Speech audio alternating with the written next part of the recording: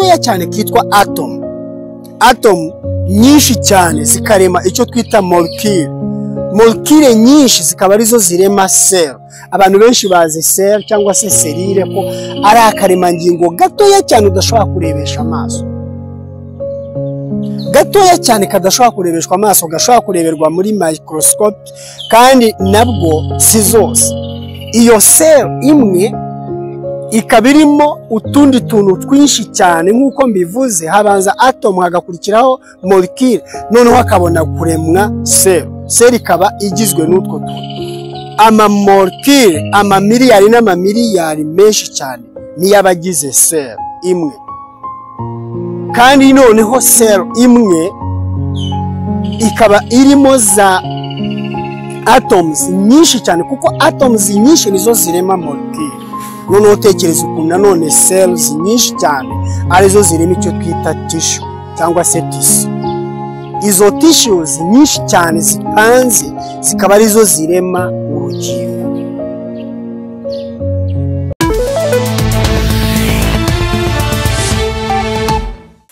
Nongeye kuguha ikaze nshuti muvandimwe wahisemo kudukurikira kandi ukaba ushimishwa n'ibyigisho dukunda gutambutsa. Ngusabiye umugisha uva ku Mana, ubuntu bw'Umwami wacu Yesu Kristo bubane nawe. Wowe uherereye mu Rwanda no muri aka karere ka Afurika y'Iburasirazuba, Uganda, DR Congo, cyangwa se Kenya, Tanzania, Burundi, ariko ukaba wumva uru rurimi, ndagushuhuje. Umwami Imana aguha umugisha. Hari n'abandi bari hirya no hino mu bihugu bya Afurika, mu Burayi, Aziya, Amerika na Canada, Australia.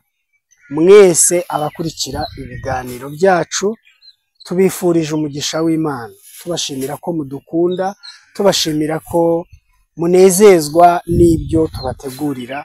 Uwiteka abaha umugisha. Uyu munsi nifuje ko tuganira ikintu gikomeye cyane.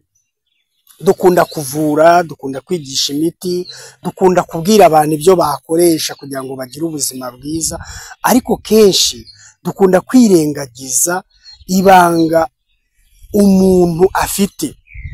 Ntabwo umuntu mu by'ukuri ari imashini isanzwe, ntabwo ari igikoresho gisanzwe, ntabwo ari ikintu kiri aho umuntu yakoze cyangwa se kibeshejeho.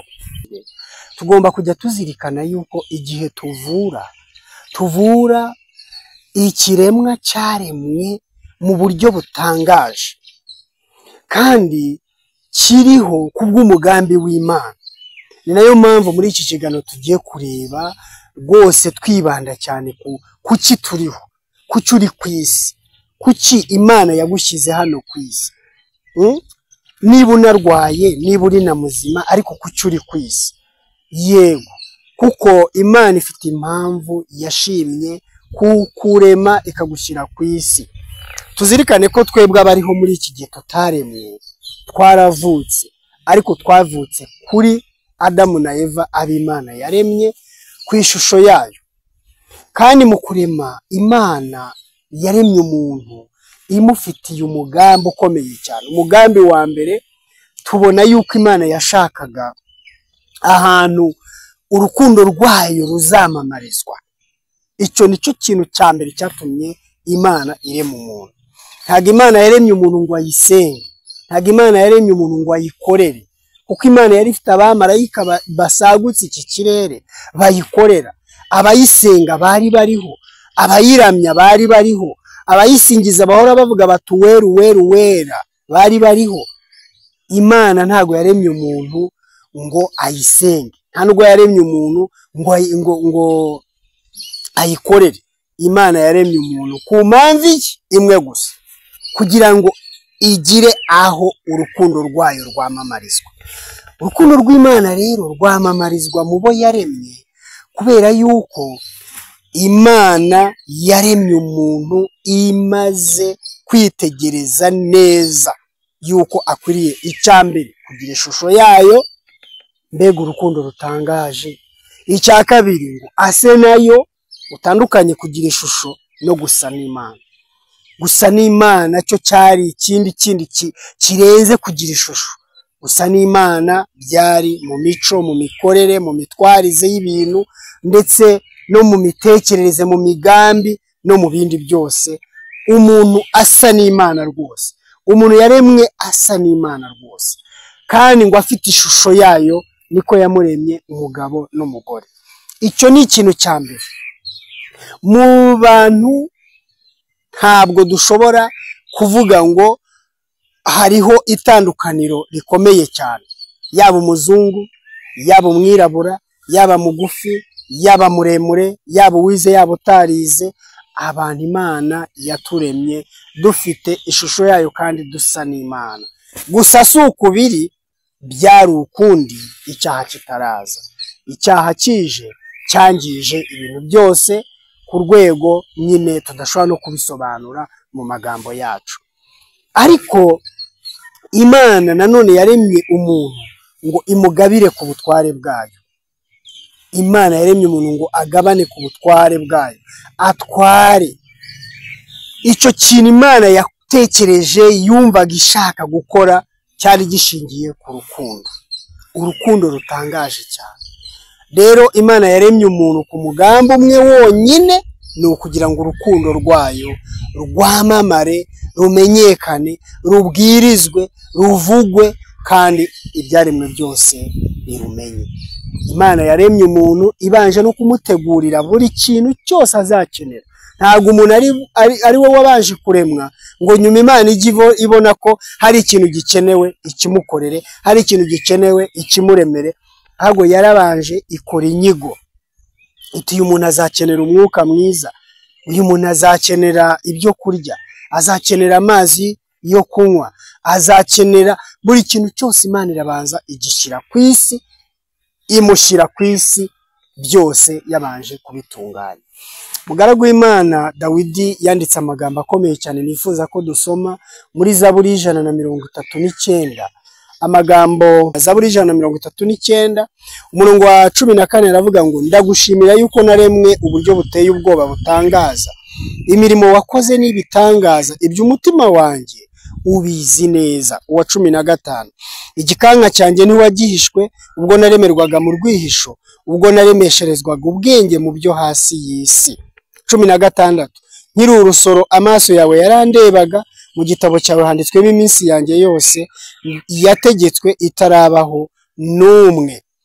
17 Mana erega ibyo utekereza n'iby'igiciro kuri jye, erega umubare wabyo ni mwinshi. Imana yaremye umuntu rero imufitiye umugambi, Imana yaremye umuntu imufitiye gahunda.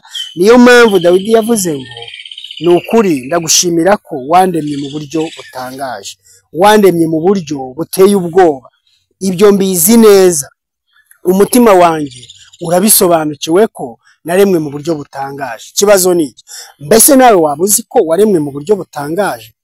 Umuntu Imana ijya kumurema yamuteguye ku buryo, umva, nubwo icyaha kiri ku isi n'indwara zikaba zituzengereza, ariko umuntu yaremwe mu buryo butangaje cyane. Namwe nimurebe iyi mpagarike y'umuntu uko nyine ahagaze, agenda n'amaguru abiri n'amaboko abiri n'amaso abiri n'umutwe n'akanwa, uko nyine ateye. Imana yamuremye mu buryo ibitero byose by'indwara n'ibibazo byose by'imyuka mibi n'ibindi byose bimugabwaho, aba muri we yifitemo ubushobozi Imana yamushyizemo buhangana nabyo. Kandi ibyo bikaba ari ibintu bitabaho umunsi umwe cyangwa ijoro rimwe, ahubwo bikaba ari ibintu bihora byivugurura umunsi ku munsi. Imana ikaduha ubufasha, Imana ikaduha imbaraga, Imana ikaduha ubushobozi, Imana ikaduha ububasha bwo guhangana n'ibyo byose. Umuntu aremwe mu buryo apanze, kimwe gipanze mu kindi, kimwe gipanze mu kindi. Kugira ngo umuntu abe umuntu uyu nguyu ureba, habanza akantu gatoya cyane kitwa atom. Atom nyinshi cyane zikarema icyo twita molecule. Molecule nyinshi zikaba arizo zirema cell. Abantu benshi bazi cell cyangwa se selire ko ari akaremangingo gatoya cyane udashobora kurebesha amaso, gatoya cyane kadashobora kurebeshwa amaso, gashobora kureberwa muri microscope, kandi nabwo si zose. Iyo sel imwe ikaba irimo utundi tuntu twinshi cyane nk'uko mbivuze, habanza atom hagakurikiraho molecule, noneho hakabona kuremwa sel. Sel ikaba igizwe n'utwo tuntu, amamolecule, amamiliyari n'amamiliyari menshi cyane niyo abagize sel imwe. Kandi noneho sel imwe ikaba irimo za atoms nyinshi cyane, kuko atoms nyinshi nizo zirema molecule. Noneho tekereza ukuntu nanone cells nyinshi cyane arizo zirema icyo twita tissue cyangwa se tissue. Izo tissues nyinshi cyane zipanze zikaba arizo zirema urugingo, organ. Tuvuge wenda impyiko, umutima, ijisho, uruhu, umwijima, igifu.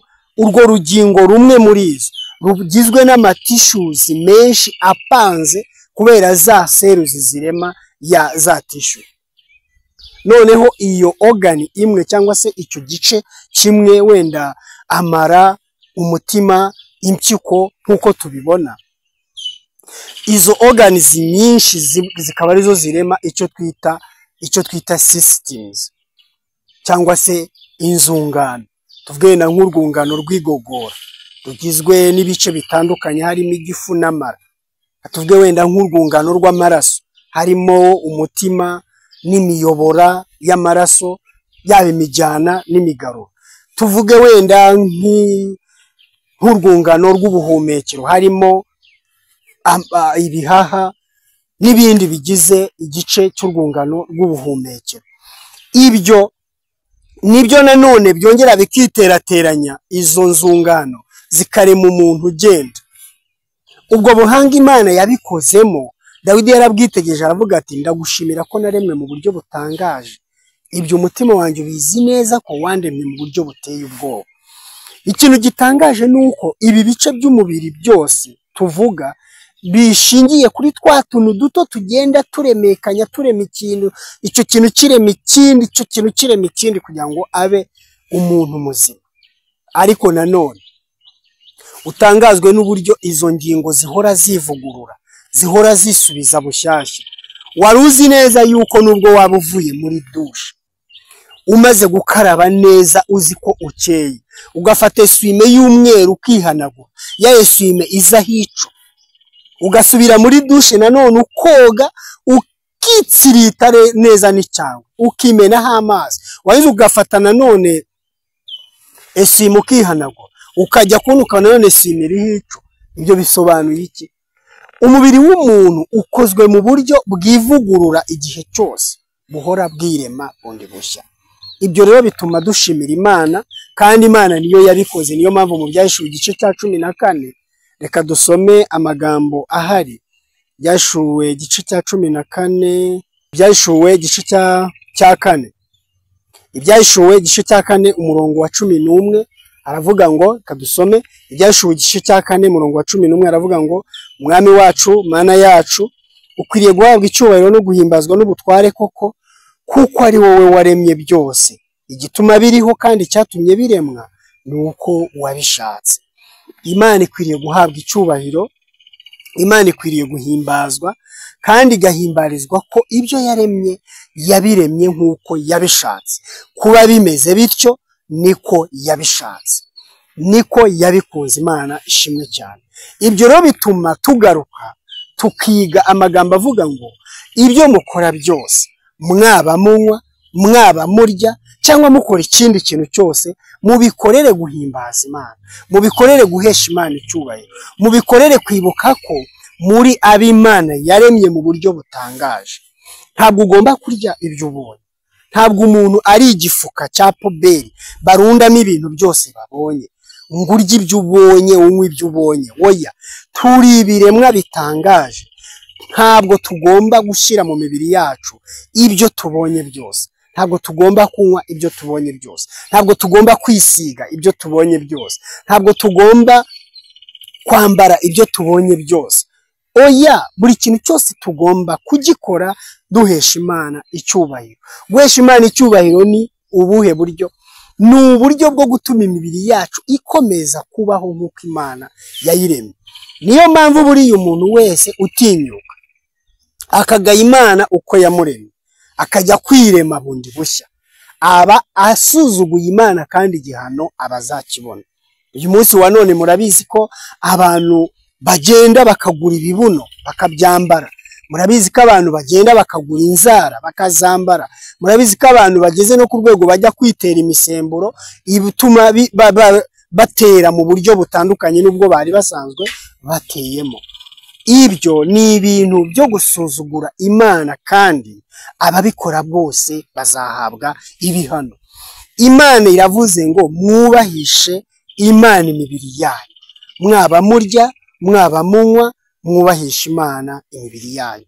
Ntabwo mu by'ukuri Imana yifuza yuko tubaho dusuzuguritse. Kwirema mu buryo Imana itakuremye ni ukwisuzuguza. Imana irashaka ko uyihesha icyubahiro kugeza ku rwego ujya kugura ishinya. Oya, ibyo ni ibintu byo gusuzugura Imana. Kugeza ku rwego ujya kwirema amabara mu musatsi kugira ngo ube uri mwiza kurenza uko Imana yakuremye. Ibyo byose ni ugusuzuguza Imana. Imana ntabwo yifuza ko imibiri yacu tuyikoresha bitandukanye n'uko yagize gute yayiremeye. Niba uyu munsi abantu bashobora kuburanira uburenganzira bwo kuryamana kw'abahuje ibitsina, kavuga atagewe ukurikije ukuntu mba niyumva, Imana yandemanye imisemburo ituma nkenera umugabo mugenzi wanjye, reka sigaye. Ibyo no gusuzugura Imana. Ntabwo Imana yigeze ivuga ibyo bintu. Ibyanditswe biravuga ngo afite ishusho y'Imana umugabo n'umugore niko yabaremye. Umugabo n'umugore niko yabaremye. Ntabwo yigeze Imana ishyira imisemburo mu mugabo ituma ararikira umugabo mugenzi we. Ntabwo yigeze irema imisemburo mu mugore ituma ararikira umugore mugenzi we. Ahubwo ibyo ni imbaraga y'icyaha. Mwibuke neza muri Matayo ahavuga umugani w'umubibyi wabibye imbuto, hanyuma igihe kigeze abahinzi bagiye kureba basanga harimo urukungu. Baraza barabaza bati, mbese nyagasani mutware, mbese ntabwo wabibye imbuto nziza gusa, ingano nziza twazisanzemo ingano mbi, byatewe n'iki? Yarashubije ati, ni umwanzi wabikoze.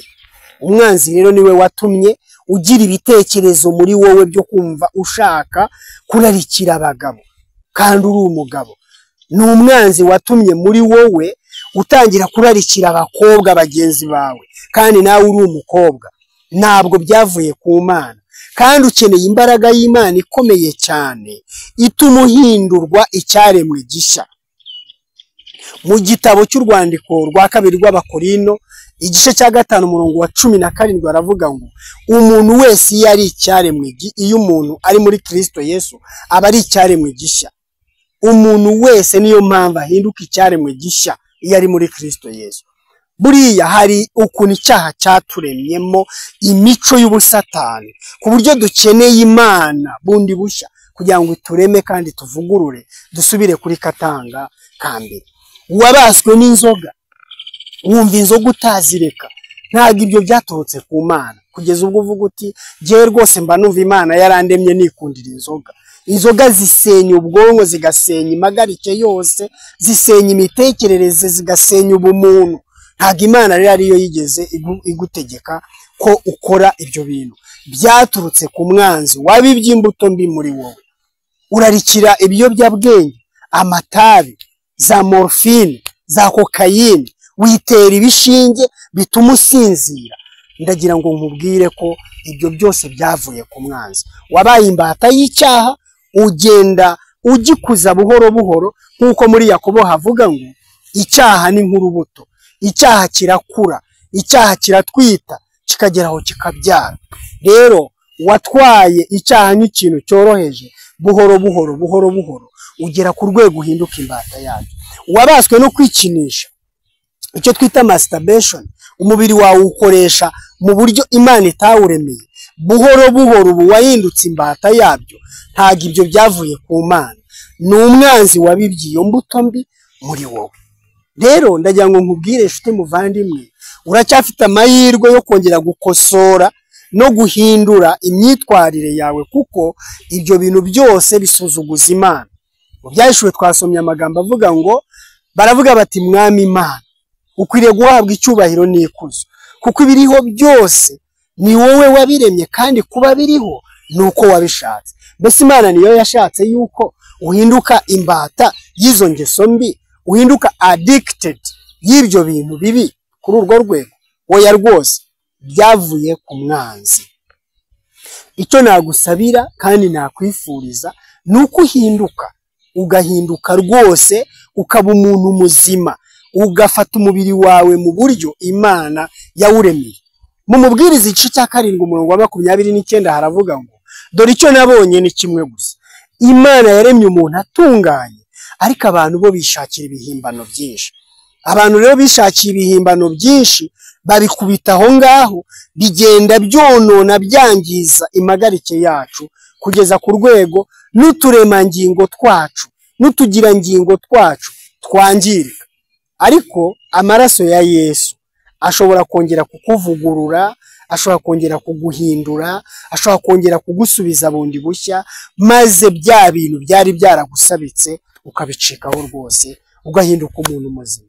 Ingingo y'uyu munsi rero yatwerekaga yuko twaremwe mu buryo butangaje, twaremwe mu buryo bukomeye, kandi ndagira ngo mbabwire ngo guhera kuri atom kugeza kuri molecule, kugeza kuri cellule, kugeza kuri organ, kugera kuri system, kugeza ku magarike y'umuntu, nta kantu na kamwe katugize kagomba gukoreshwa mu buryo butandukanye n'ubwo Imana yaturemeye.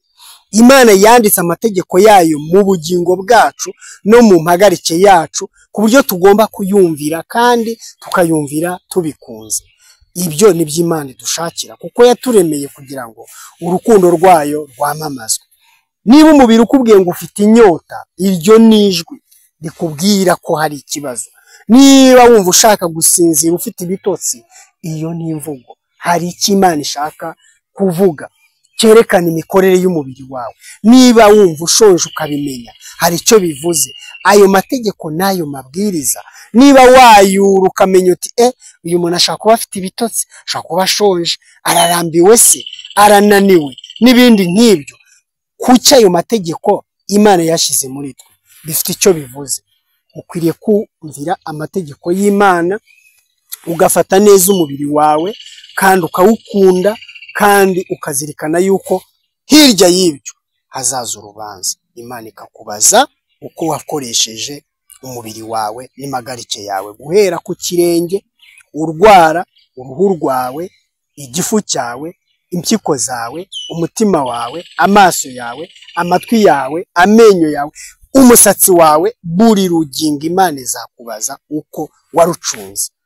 Imana igufashe cyane muvandimwe udukunda, wowe ukunda ibyigisho byacu, kugira ngo utangire urugendo rwo kwitoza gukoresha umubiri wawe nk'uko Imana yawugeneye. Kandi ndagusabira ubuzima bwiza. Imana igukize indwara n'umuze, Imana igukize ibyago n'ibiza, Imana igukize ingorane. Uwiteka ni ukuri ndagusabiye ngo agufashe, cyane cyane wowe urwaye, ndagusabiye ngo ikiganza cya Yesu gikore aho hantu hananiranye wavuje kandi bikaba byarakomeje kwanga, maze igihe kimwe uzishimire ko Yesu yagukijije. Imana ikugirire neza. Urakoze cyane.